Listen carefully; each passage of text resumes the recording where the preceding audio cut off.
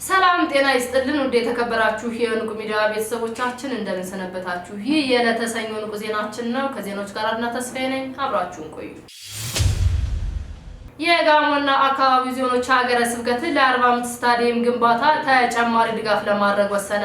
መምህር ኢሳያስ ዝዝራላቸው የጋሞና አካባቢው ዞኖች ሀገረ ስብከትና በመንበረ ጵጵስናው ስር የሚገኙ የአድባራትና ገዳማት የሥራ ኃላፊዎች ሰኔ 5 ቀን 2017 ዓ.ም ባደረጉት የጋራ ስብሰባ ለ40 ምንጭ ስታዲየም ግንባታ የሚሆን የገንዘብ ድጋፍ ለማድረግ ከውሳኔ ደርሰዋል። ብፁዕ አቡነ ኤልያስ የጋሞና አካባቢው ጎፋና ባስኬቶ ሀገረ ስብከት ሊቀ ጳጳስ፣ የቅዱስ ሲኖዶስ አባል ሊቀ ኅሩያን ገሪማ ጌታነህ የሀገረ ስብከቱ ዋና ስራ አስኪያጅ፣ መጋቤ ሰናይ ያዕቆብ ደስታ የሀገረ ስብከቱ ጸሐፊ፣ የመምሪያው የሥራ ክፍል ኃላፊዎች፣ የአድባራትና ገዳማት አስተዳዳሪዎችና የሰበካ መንፈሳዊ ጉባኤ አባላት በተገኙበት በተደረገው በዚህ ስብሰባ ቀደም ሲል ከተሰጠው 3 ሚሊዮን ብር በተጨማሪ ለሁለተኛ ጊዜ 2 ሚሊዮን ብር ድጋፍ እንደሚደረግ ተገልጿል። ይህ ማለት ሀገረ ስብከቱ ከአድባራትና ገዳማት ጋር በመሆን እስካሁን ድረስ ለስታዲየሙ ግንባታ የሰጠው ጠቅላላ ድጋፍ 5 ሚሊዮን ብር ደርሷል ማለት ነው። ይህ ድጋፍ የአርባ ምንጭ ስታዲየም ግንባታ ፕሮጀክት መሳካት ላይ ትልቅ አስተዋጽኦ ይኖረዋል ተብሎ ይጠበቃል። የሃይማኖት ተቋማት አስተዋጽኦ አርአያነት ያለው በመሆኑ ይህ ውሳኔ ቤተክርስቲያን መንፈሳዊ አገልግሎት ከመስጠት ባለፈ በማህበራዊ ልማትና በህዝብ የጋራ ፕሮጀክቶች ውስጥ ያላትን ወሳኝ ሚና ያጎላል። የስፖርት ማዘውተሪያ ስፍራዎች ግንባታ ወጣቶችን ካላስፈላጊ ሱሶች በመጠበቅና ጤናማ የአኗኗር ዘይቤን በማበረታታት ረገድ ትልቅ ፋይዳ እንዳለውም ይታመናል። ይህ እጅግ የሚያስመሰግን ተግባር በመሆኑ የጋሞና አካባቢ ዞኖች ሀገረ ስብከትና በመንበረ ጵጵስናው የሚገኙ አድባራትና ገዳማት ለ40 ምንጭ ስታዲየም ግንባታ 2 ሚሊዮን ብር ለመስጠት መወሰናቸው የቤተክርስቲያኒቱን ለማህበረሰብ ልማት ያላትን ቁርጠኝነት የሚያሳይ ጭምር መሆኑንም ተመላክቷል። ይህ ድጋፍ የቤተክርስቲያኒቱ መንፈሳዊ አገልግሎት ከመስጠት ባሻገር በማህበራዊ ኢኮኖሚያዊና ስፖርታዊ ልማት ውስጥ ያላትን ተሳትፎ የሚያጠናክር ነው። ለ40 ምንጭ ስታዲየም ግንባታ የተደረገው የ2 ሚሊዮን ብር አስተዋጽኦ የከተማዋን የስፖርት መሰረተ ልማት ለማሻሻል ትልቅ እገዛ የሚያደርግ ከመሆኑም በላይ ወጣቶችን ወደ ስፖርት እንዲያዘነብሉና ጤናማ ኑሮ እንዲመሩም እንደሚያበረታታ ይታመናል። የዚህ ድጋፍ አስፈላጊነት ስታዲየሙ ወጣቶች በተለያዩ ስፖርቶች እንዲሳተፉ እድል ይፈጥራል። ይህም ከመጥፎ ልማዶች እንዲርቁና ለጤናማ ማህበረሰብ ግንባታ አስተዋጽኦ እንደሚያደርግ በመታመኑና የከተማዋ ገጽታ ዘመናዊ ስታዲየም ለከተማዋ ውበትና ገጽታ መሻሻል ወሳኝ ከመሆኑም ባሻገር በኢኮኖሚው እንቅስቃሴ የስታዲየሙ ግንባታ በአካባቢው የንግድና የሥራ ዕድሎች እንደሚፈጥር በመታመኑም ጭምር ነው። የምስካየ ኅዙናን መድኃኔዓለም ገዳም ተምሮ ማስተማር ሰንበት ትምህርት ቤት ለብዙ የጠቅላይ ስራ አስኪያጅና ለብዙ የቅዱስ ሲኖዶስ ዋና ጸሐፊ መልካም አገልግሎት ዘመን በመመኘት ልዩ መርሃ ግብር አካሄደ። ተጨማሪ አለ። ሰንበት ትምህርት ቤቱ ያዘጋጀው መርሃ ግብር ብፁዕ አቡነ ሳዊሮስ የጠቅላይ ቤተ ክህነት ዋና ስራ አስኪያጅ፣ የደቡብ ምዕራብ ሸዋና የሸገር ከተማ ሀገረ ስብከት ሊቀ ጳጳስ፣ የምስካየ ኅዙናን መድኃኔዓለም ገዳም የበላይ ኃላፊ፣ የቅድስት ሥላሴ መንፈሳዊ ዩኒቨርሲቲ የቦርድ ሰብሳቢ ብፁዕ አቡነ ዲዮስቆሮስ የቅዱስ ሲኖዶስ ዋና ጸሐፊ፣ የደቡብ ምስራቅ ትግራይና የራያ ሀገረ ስብከት ሊቀ ጳጳስ በግንቦት ወር ካህናት የቅዱስ ሲኖዶስ ምልዓተ ጉባኤ ለ3 ዓመታት የመንበረ ፓትርያርክ ዋና ስራ አስኪያጅና ዋና ጸሐፊ ሆኖ መመረጣቸውን አስመልክቶ መሆኑም ተገልጿል። መልካም የአገልግሎት ዘመን ምኞት መግለጫ መርሃ ግብር ላይ የምስካየ ኅዙናን መድኃኔዓለም ገዳም ተምሮ ማስተማር ሰንበት ትምህርት ቤት አበው መነኩሳትና የሰንበት ትምህርት ቤቱ አገልጋዮች ደስታቸውንም ገልጸዋል።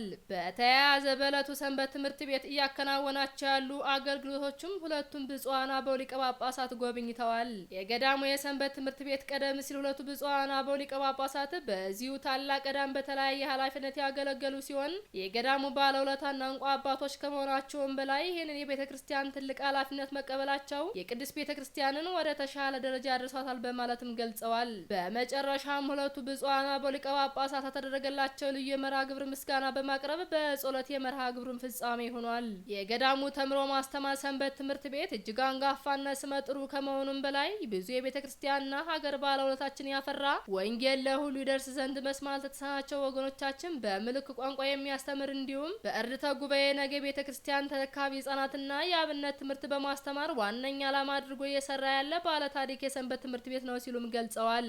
የአሰላ ደብረ መድኃኒት መድኃኔዓለም ካቴድራል ፍኖተ ወንጌል ሰንበት ትምህርት ቤት መታሸጉን አስመልክቶ አባላቱ ቅሬታ ቀረበ። መምህር ኢሳያስ ዝርዝራላቸው። በኢትዮጵያ ኦርቶዶክስ ተዋሕዶ ቤተክርስቲያን በአርሲ ሀገረ ስብከት ካሉት ቀደምትና አንጋፋ ሰንበት ትምህርት ቤቶች መካከል አንዱ የሆነው የአሰላ ደብረ ምሕረት መድኃኔዓለም ካቴድራል ፍኖተ ወንጌል ሰንበት ትምህርት ቤት በደብሩ ሰበካ ጉባኤ አማካኝነት መታሸጉን የሚዲያ ክፍላችን መረጃውን አድርሰውናል። ይህንንም ተከትሎ የሰንበት ትምህርት ቤቱ አባላት ቅሬታቸውን ገልጸዋል። በሚያዝያ 08 2017 ዓ.ም በሰበካ ጉባኤ በቁጥር አካ ደመ ማአ ቤክ ሰጉ 0320 ዝባር 17 በተጻፈ ደብዳቤ የሰንበት ትምህርት ቤቱን ሊቀመንበርና የህፃናት ክፍል መምህር ዲያቆን አበበ ይልማን ከስራና ከሰንበት ትምህርት ቤቱ ሰብሳቢነት ማገዳቸውን በመግለጹ ሰንበት ትምህርት ቤቱ በቀን ምልአተ ጉባኤ አድርጎ የሰንበት ትምህርት ቤቱ ሊቀመንበር የታገደበትን ውሳኔ ጠቅሶ ለሰበካ ጉባኤው በደብዳቤ ለወረዳው ቤተ ክህነትና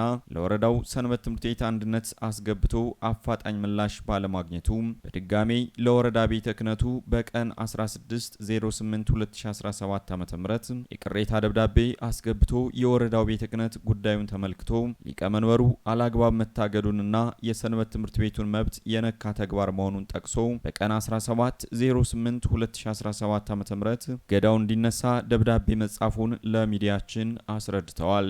ሆኖም ግን ሰበካ ጉባኤው ተፈጻሚ የወረዳ ቤተ ክህነቱን ትዕዛዝ ባለመቀበሉ በ25/09/2017 ዓመተ ምህረት ለብፁዕ አቡነ ያሬድ በኢትዮጵያ ኦርቶዶክስ ተዋሕዶ ቤተክርስቲያን ጠቅላይ ቤተ ክህነት የሰበካ ጉባኤ ማደራጃ መምሪያ ኃላፊና የአርሲ ሀገረ ስብከት ሊቀ ጳጳስና የቅዱስ ሲኖዶስ ቋሚ አባል ጠቅሰው ያስገቡት ደብዳቤ ምላሽ ሳይሰጣቸው ሰንበት ትምህርት ቤቱ በግንቦት 24 ቀን 2017 ዓ.ም ታሽጎ አገልግሎት መስጠት ማቆሙን ሚዲያችን ለማወቅ የቻለ ሲሆን በትላንትናው ዕለት ሰኔ 6 ቀን 2017 ዓ.ም ከሀገረ ስብከቱ የተላኩ ልኡካን በተገኙበት የታሸገው የሰንበት ትምህርት ቤት ሂሳብ ነክና አባላት ቁጥርን የያዘው ሳጥን ባሻገር ሌላው የታሸጉት ተከፍተው ሰንበት ትምህርት ቤቱ ወደ አገልግሎት እንዲመለስ የሀገረ ስብከቱ አስተዳደር ደብዳቤ ጽፎ ቢልክም ሰበካ ጉባኤው የታሸገውን ለመክፈት ፈቃደኛ ሳይሆን መቅረቱን ለመረዳት ተችሏል።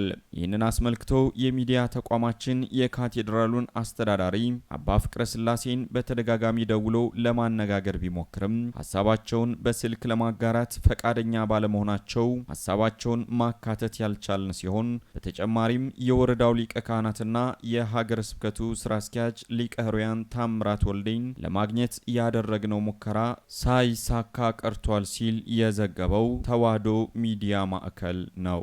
የኢትዮጵያ ኦርቶዶክስ ተዋሕዶ ቤተክርስቲያን የሕግ አገልግሎት መምሪያ የሕግ ባለሙያዎች አብይ ኮሚቴ ከብፁዕ ጠቅላይ ስራ አስኪያጅና ከብፁዕ የቅዱስ ሲኖዶስ ዋና ጸሐፊ ጋር የትውውቅ መርሃ ግብር አካሄዱ።